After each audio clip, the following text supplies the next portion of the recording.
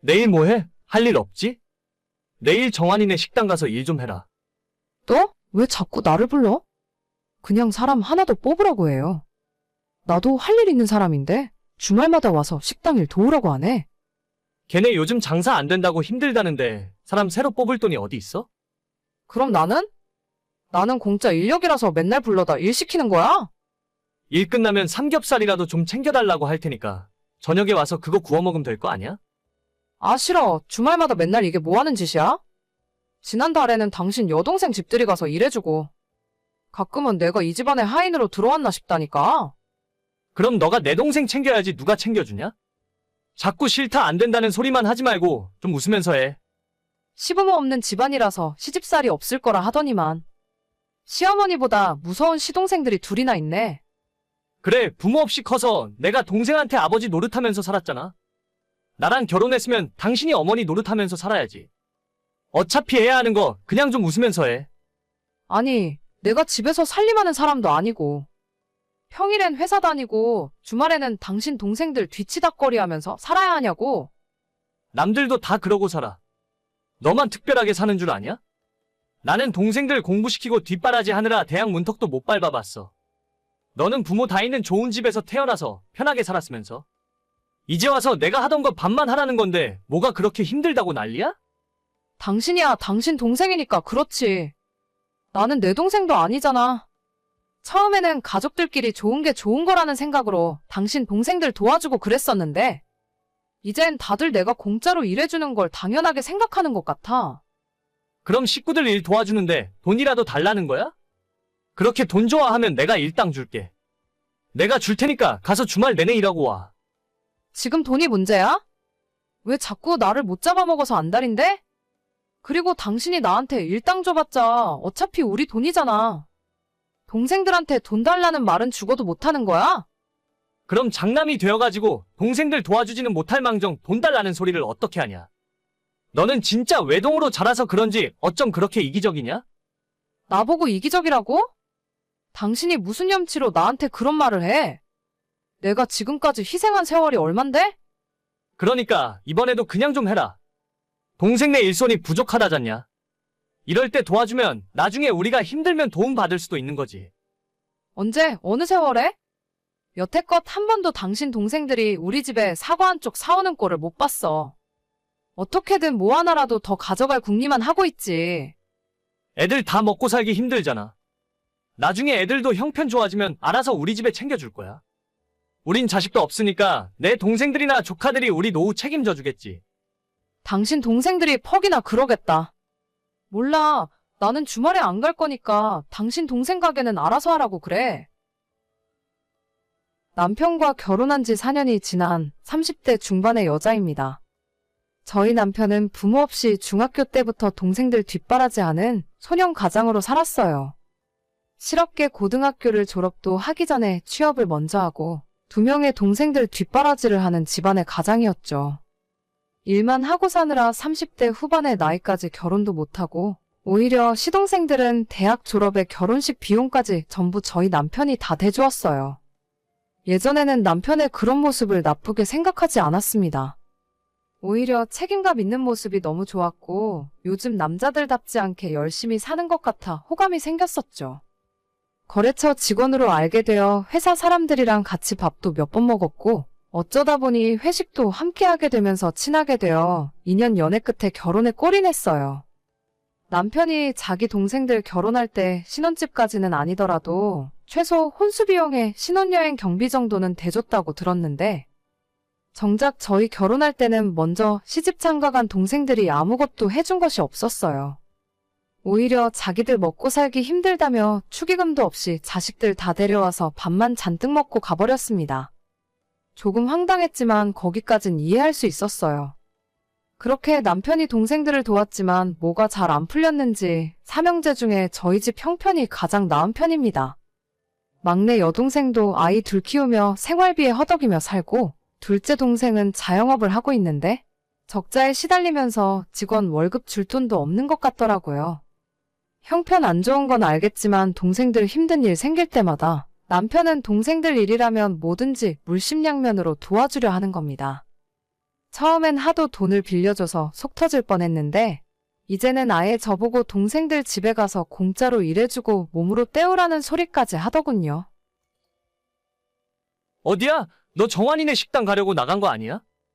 무슨 소리야. 나 친구들 만나러 왔는데. 나 안 간다고 분명히 말했잖아. 진짜 안 가면 어떡해? 걔네 오늘 점심도 바쁘고 저녁에 단체 예약까지 있는데 지금이라도 빨리 가. 가게 바쁘다고 내가 이야기했는데 너 진짜 왜 그러냐? 안 간다고. 그렇게 당신 동생 안쓰럽고 도와주고 싶으면 본인이 직접 가. 직접 가서 설거지도 해주고 접시도 날라주면 될 거 아니야? 이제 더 이상 동생들 뒤치다꺼리 나한테 시키지 마. 너 왜 이렇게 심성이 꼬였니? 외동인 거 티내? 식구들끼리 서로 힘들 때 돕고 사는 거 아니야? 응, 아니야. 자기 앞가림이나 똑바로 하면서 사는 것도 힘든 세상이야. 당신 동생들 능력 없어서 먹고 살기 힘든 걸 왜 그걸 우리가 다 책임져 줘야 해? 당신도 이제 정신 차려? 동생들은 절대 우리 인생 책임 안 져준다니까? 정신은 너가 차려야지. 나는 절대 그렇게 못 살아. 지금 당장 정환이네 식당으로 안 갈 거면 오늘 집에 들어오지도 마. 집에 들어오지 말라고? 집에 들어오지 말라고 하면 누가 무서워할 줄 알아? 진짜 웃기는 인간이네. 내가 너희 집안 식구들 허드렛 일 안 하면 집에 들어갈 자격도 없는 인간이야? 넌 우리 가족 아니라는 소리잖아. 그럼 집에 올 필요도 없지. 알겠어. 더럽고 치사해서 안 가. 근데 그 집을 당신이 혼자 샀어? 내 돈도 절반 들어가 있는 거 아니야? 근데 왜 내가 집을 나가야 돼? 그럼 지금 너가 잘했다는 거야? 잘하고 못하고를 떠나서 그 집이 당신 집이냐고? 아, 됐어. 더러워서 오늘부터 안 들어갈 테니까. 집을 팔던 대출을 받던 내 돈 2억 다시 내놔. 그 돈만 받으면 그 집에 오라고 해도 안 가. 너 진짜 1억이야? 나랑 끝까지 한번 해보겠다고? 못할 게 뭐가 있어? 당신은 앞으로도 평생 동생들이나 챙기면서 살아. 나한테 애 낳지 말자 한 것도 그 돈으로 동생 챙기려는 속셈인가 보네. 진짜 이런 일로 이혼하는 게 말이나 되는 소리야? 일단 집에 들어와서 이야기해. 내가 오늘은 식당 못 나간다고 이야기해 놓을 테니까. 집에 들어와서 이야기하자. 아, 됐어. 나 그냥 엄마 집에서 지낼 거야. 빨리 돈이나 만들어. 돈 받고 그냥 다 끝낼 테니까 잔말 말고 입금이나 해. 너 진짜 1억이야? 결혼 전에 남편이 자기는 애들 별로 안 좋아한다면서 자기랑 결혼하면 아이 없이 둘이서 재미있게 살자 하더라고요. 어릴 때부터 부모님 잃고 동생들 돌보느라 애 키우는 일이라면 학을 뗐다고 하길래. 사실 저도 아이는 별로 안 좋아하는 편이라 그렇게 하자고 했죠. 근데 이제 보니 애 낳지 말자고 한 이유가 우리가 버는 돈이나 갖고 있는 모든 것들을 자기 동생들한테 다 퍼주려고 그랬던 것 같아요. 지금 우리가 사는 집 구할 때 제 돈이랑 친정부모님 돈까지 해서 2억을 가져갔거든요. 남편도 2억 가져오고 1억은 대출받아서 집을 샀습니다. 그때 집값이나 지금 집값이 거의 변동도 없기 때문에 그냥 그 돈 받고 제가 나가려고요. 이 집에 더 오래 붙어 있어봤자 남편 동생들 챙기고 내 인생은 없을 것 같아요. 어제 남편이 친정부모님 댁까지 찾아와서 저한테 돌아오라 했다가 부모님께 쫓겨났어요. 대출을 받건 집을 팔건 빨리 제 돈 2억이나 돌려받고 결혼 생활 마무리했으면 좋겠습니다.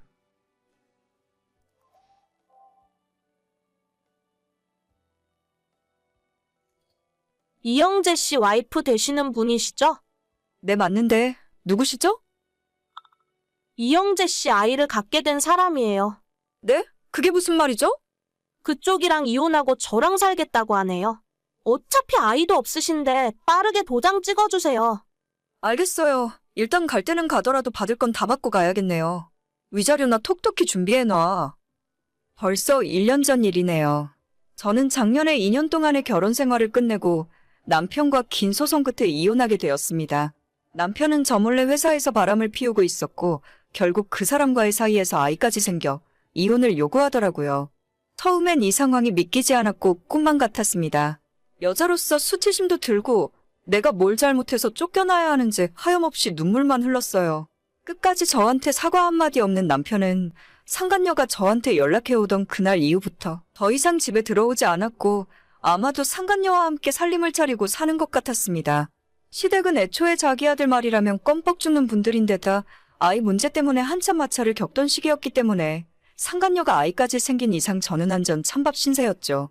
처음에는 창피해서 친정의 말도 제대로 못했는데 일주일 가까이 지나서 어렵사리 친정엄마에게 이야기를 꺼냈더니 너 지금 거기서 뭐하고 있냐고 당장 정리하고 들어오라고 하셔서 바로 이혼 절차를 진행하게 되었습니다.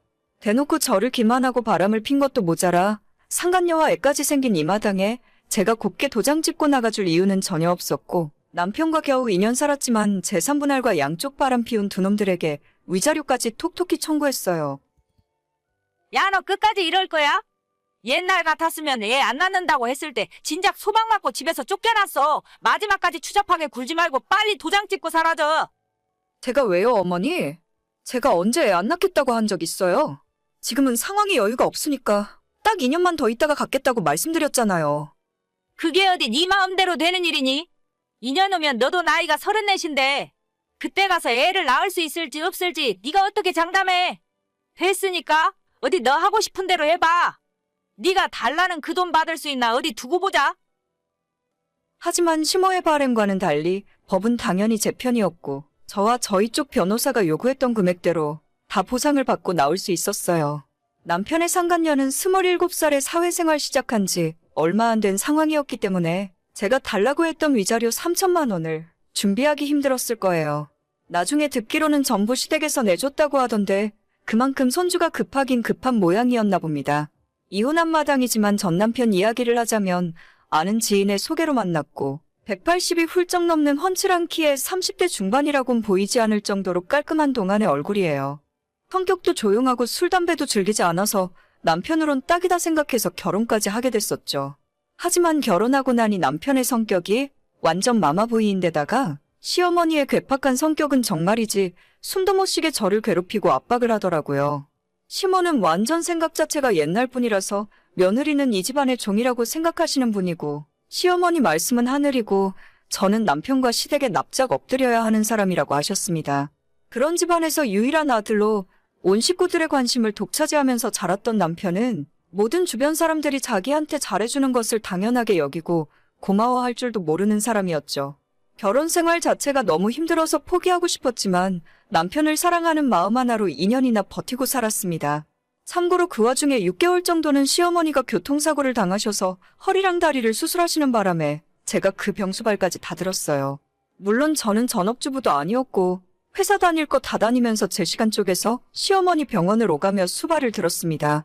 제 결혼 생활 막판에는 왜 빨리 손자 낳아주지 않냐고 어찌나 난리를 피우던지 지금 애 낳기엔 집안 형편이 안 될 것 같아서 딱 2년만 미루겠다고 하던 사이에 남편이 밖에서 사고를 치는 바람에 일사천리로 이혼까지 가게 된 상황이었죠.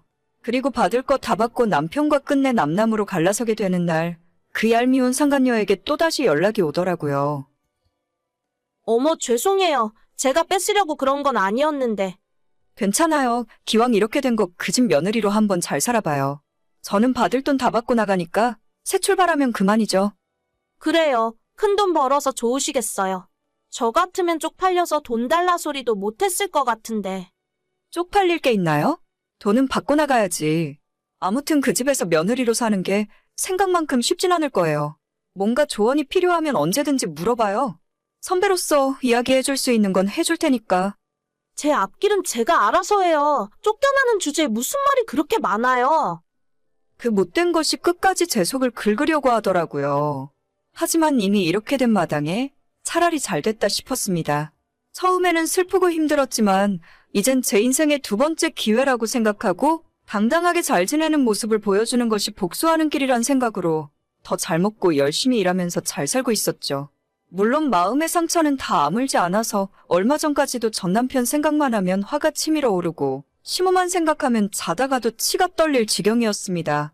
그 와중에 전 남편과 아이 낳고 행복하게 가정을 꾸리고 살고 있을 상간녀를 떠올리면 진짜 너무 분하고 억울해서 미치고 팔짝 뛸 지경이었죠. 시간이 지날수록 점점 더 잊혀지고 제 현실에 집중하게 되면서 나아졌지만 그래도 마음 한구석에는 내가 문제였을까 하는 생각이 들면서 우울해지곤 했어요. 하지만 얼마 전에 뜻밖의 연락을 받고 그 뒤로부터는 두 다리를 쭉 뻗고 편하게 자고 있습니다. 저는 이혼하고 난 뒤로는 친정에서 부모님들과 함께 지내는데 그날도 일찍 퇴근해서 부모님과 저녁 먹고 집 앞 공원에서 산책을 하고 돌아왔어요. 저녁 10시쯤 되어서 씻고 제 방 침대에 누워서 잘 준비를 하고 있는데 거의 1년 만에 반가운 이름이 제게 카톡을 보내더라고요. 언니, 잠깐 저랑 이야기 좀 할 수 있어요? 무슨 일이에요? 우리가 이렇게 카톡 주고받을 사이는 아닌 것 같은데. 이런 사람이랑 살면서 어떻게 2년 동안 버티고 살았어요? 나 진짜 미치겠어요. 어떡하면 좋아? 왜요? 무슨 일이라도 있어요? 아니, 애 낳고 난 뒤로 매일같이 시어머니가 우리 집에 있잖아요. 아침부터 저녁까지 하나하나 잔소리하고 힘들어 죽겠는데 그 와중에 새벽에 일어나서 남편 아침밥 해주라 하고 시댁에 뭔 일이 있을 때마다 불러서 일 시키는데 나 진짜 이러다 미치겠어요. 내가 그때 경고했잖아요. 그 집안 며느리 생활 쉽지 않을 거라고. 진짜 이 정도일 줄은 저도 몰랐죠. 남편은 자기 엄마 말이라면 무조건 맞는 말이라 하고? 저는 이 집안에서 숨도 제대로 못 쉬고 살아요. 애가 아직 돌도 안 지났는데 이혼할 수도 없고 진짜 어쩌면 좋아요. 그쪽이 선택한 길이니까 한번 잘해봐요. 혹시 알아요? 살다 보면 적응해서 즐기면서 살게 될지. 언니가 그냥 이 집에 다시 들어와서 살면 안 돼요. 나 진짜 미치겠어. 어쩌면 좋아. 전 남편도 아니라 상간녀에게 다시 연락을 받을 줄은 꿈에도 몰랐습니다. 연락 끊고 난 뒤에 침대에 가만 누워서 생각을 해봤는데 기분이 나쁘다기보다는 너무 웃기고 통쾌한 기분이 계속 들더라고요. 지옥 불구덩이에 자기 발로 걸어 들어오는 줄도 모르고 끝까지 기고만장해서 저를 놀리던 그 모습과 1년 후에 지금의 모습이 비교되면서 더 즐거웠습니다. 저는 그 집안에서 더 더럽고 험한 꼴까지 다 보고 이혼했어요.